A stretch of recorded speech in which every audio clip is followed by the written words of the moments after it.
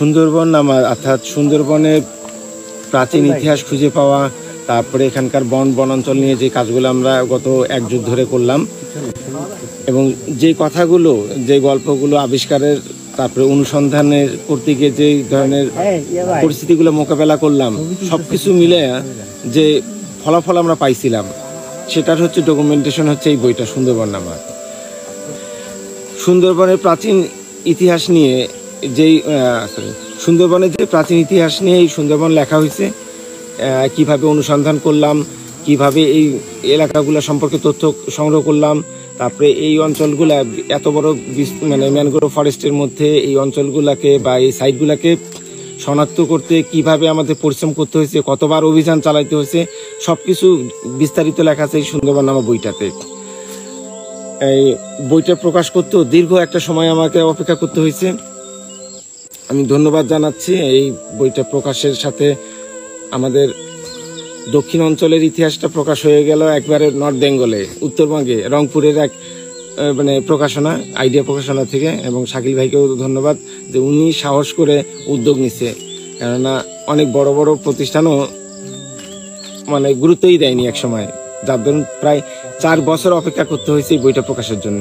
শেষমেশ প্রকাশ হইল এবং সুন্দরবন নামা বইটা নিয়ে আমি সেই খুঁজে পাওয়া স্থানগুলোতে আজকে উপস্থিত হইলাম।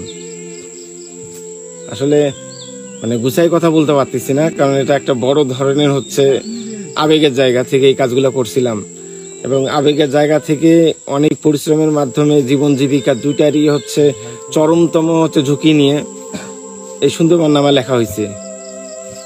আর সেই জায়গায় আবার সেই বইটা হাতে নিয়ে আসার মানে এটা অনুভূতিটা অন্যরকম, ওই জন্য চাইলেও আমি গুছাই কথা বলতে পারবো না এখন। তবে এই সাথে হতাশাও একটা আছে, আজকে অনেক চেষ্টার পর এখানে আসতে পারছি।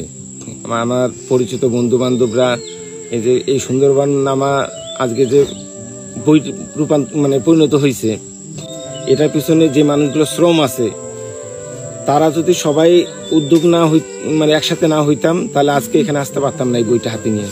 কারণ আমি বরাবরই যেটা হচ্ছে বলতেছি যে আমি সুন্দরবনে কাজ করার সুযোগ পাইছি একমাত্র এই অঞ্চলে এক চাকরি করার সুবাদে, এই বন সুন্দরবন এবং বাঘ নিয়ে কাজ করার সুবাদে এখানে আসতে পারছি, এই জায়গাগুলো খুঁজে পাইছি।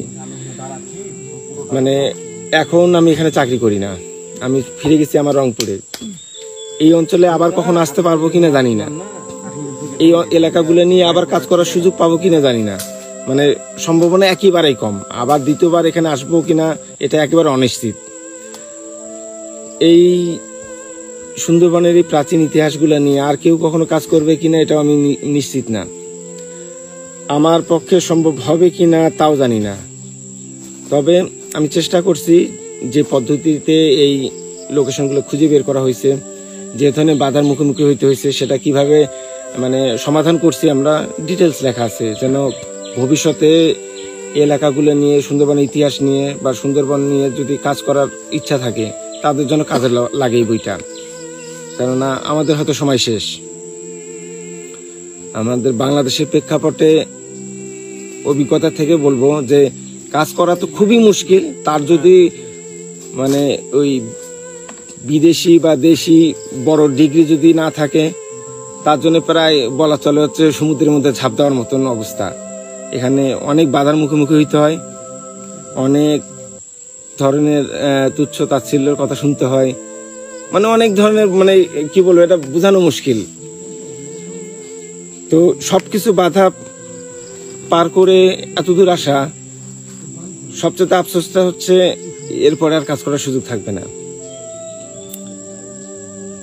আর মানে আবেগের জায়গা থেকে কাজ করা তো এটা এখানে থেমে যাবে।